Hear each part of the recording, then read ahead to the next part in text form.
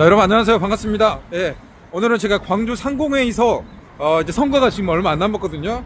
여기 이제 광주 건설업, 부동산, 또 제조업, 광주에 이제 대표하는 이제 기업이죠. 어떻게 보면 광주 지역에서는 대기업 그 회장단을 선정하는 그런 선거가 이제 다음 달에 있는데, 그 후보자들이 오늘 기자회견을 한다고 합니다.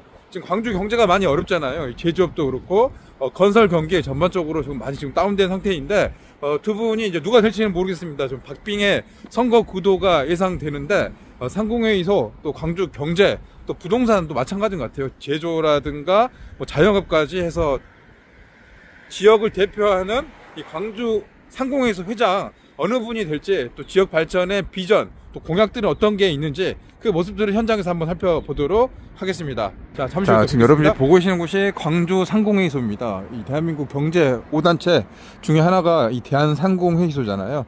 네, 광주 상공회의소는 이제 광주에 굵직굵직한 기업들이 모여 있습니다. 광주는 사실 건설 기반의 기업들이 좀 많이 모여 있는 산업군의 형태를 띠고 있습니다. 이 제조업 같은 경우는 기아 자동차를 유시를 해서 전자부품 쪽 산업들이 광주의 이제 주력 산업으로 나타나고 있는데요. 최근에는 인공지능 산업, AI 산업, 이 첨단 3지구 개발 사업들, 미래 사업들로 나오고 있습니다. 지금 뭐 광주 경제는 지금 많이 어려운 상황이죠. 이 제조업도 위니아발 위기가 있었고요. 지금 상황에 또 건설도 미분양, 이 부도설이 많이 나타나고 있는 그런 상황에서 앞으로 광주 경제를 이끌어갈 그 수장이 누가 될지 그런 관심이 좀 끌리고 있는 상황이거든요. 사실 일반 시민들은 잘 모르는 상황인데, 이런 이제 경제계 단체라든가 이 기업인 입장에서는 이게 또 중요한 선거입니다. 이게 선거 과정에서 돈도 많이 좀 들어간다고 합니다. 회비도 수십억. 이 소상공인들이 회원들이 한 5천여 명 정도 되는데, 지난 선거에 비해서 꽤 많이 늘었다고 합니다. 그만큼 이 회장을 되기 위해서 이제 치열한 이 경쟁정도 펼쳐지고 있는데, 과연 이쪽 경제계가 돌아가는 사정들, 경제가 좀 잘 돼야지 우리도 잘 돌아갈 수 있잖아요. 일자리도 많이 생기고. 어떤 비전과 리더십을 가지고 있는지 이 두 분 회장의 후보자의 이야기를 현장에서 들어보도록 하겠습니다. 여러분은 누가 될 것 같아요? 1번, 2번 한번 잘 선택을 해 보시기 바랍니다. 상공회의소 선거에 출마하고자 이 자리에 섰습니다. 오랜 고민과 망설임 끝에 광주 경제의 대전환을 위해 감히 제가 나서기로 결심하였습니다.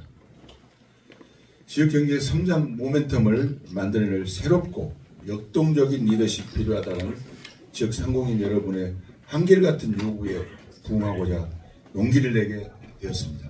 자료에 의하면 1인당 지역소득이 3,090만원 선으로 특별시 광역시 중에서 두 번째로 낮고 지역 더 낮습니다.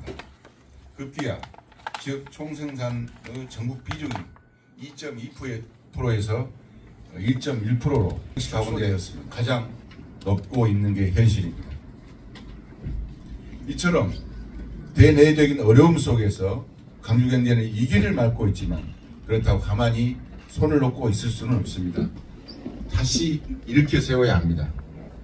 어려움을 위기 극복의 계기로 바꾼 우리 지역 상공인들의 DNA를 한데 모으는 노력이 절실합니다.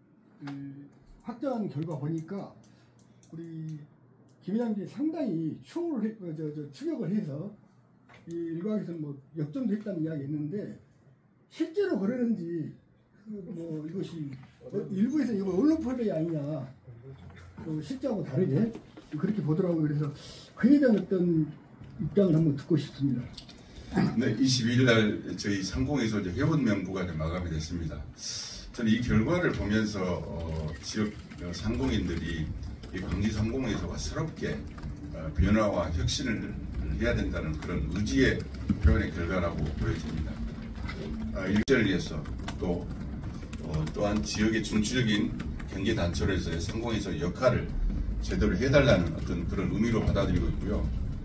저는 뭐 일전에 여러분께 말씀드렸다시피 끝까지 완주해서 회원들의 뜻이 왜곡이 되지 않고 형해화되지 않도록 광주 회장의 출마를 통하여 그동안 생각해왔던 여러 가지 지역 경제 활성화 문제와 지역사회 발전 방법을 가지고 다하자는 각오로 출마를 결심하게 되었습니다. 제 공약을 말씀드려야 될까요? 질의응답 시간을 가져야 되겠습니까? 출마에 대한 이것을 하고 공약을 문제. 그 일자리를 누가 만드느냐? 영세기업과 중소기업은 만든 일자리는 우리 MZ세대들이 선호하지 않고 좋아하지도 않아요. 그래서 저는 이런 생각을 많이 하게 됐습니다. 젊은이들이 좋아하고 선호하는 일자리를 글로벌 기업들이나 대기업들이 와서 만들어줘야 되는데 외부 기업들한테 아무리 호소를 하고 우리가 부탁해도 오지 않는다는 겁니다. 그래서 지역에 있는 우리 기아자동차한테 우리가 호소를 해보자. 그래서 지금 광천동에 있는 이 부지는 약 34만 평이 됩니다. 그리고 근로자들은 약 7,200명이 고용되어 있고요. 연간 한 50만 대의 차를 생산하고 있습니다. 그래서 우리 기아자동차한테 공공항 이전 부지, 이 광산구에 있는 공공항 이전 부지라든가 그 인근에 약 한 100만 평 정도의 부지를 직원도 한 7,200명이 늘어날 것이고 협력업체는 또 한 15,000명 정도 늘어나서 일자리가 한 2만여 개 정도의 일자리가 만들어지지 않느냐.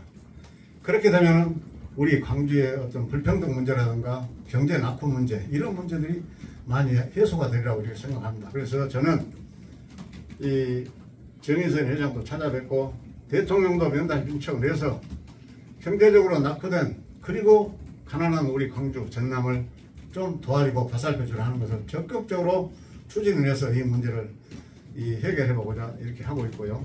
없기 때문에 전부 다 시골을 떠나는 것입니다.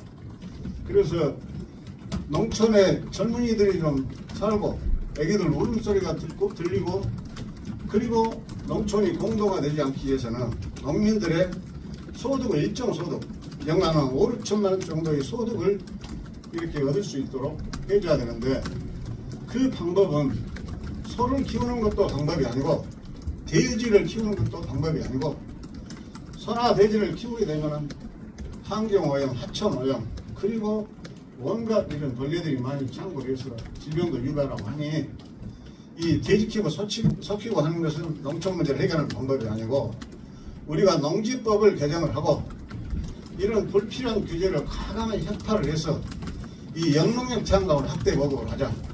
저는 그것을 적극적으로 추진을 하고자 합니다.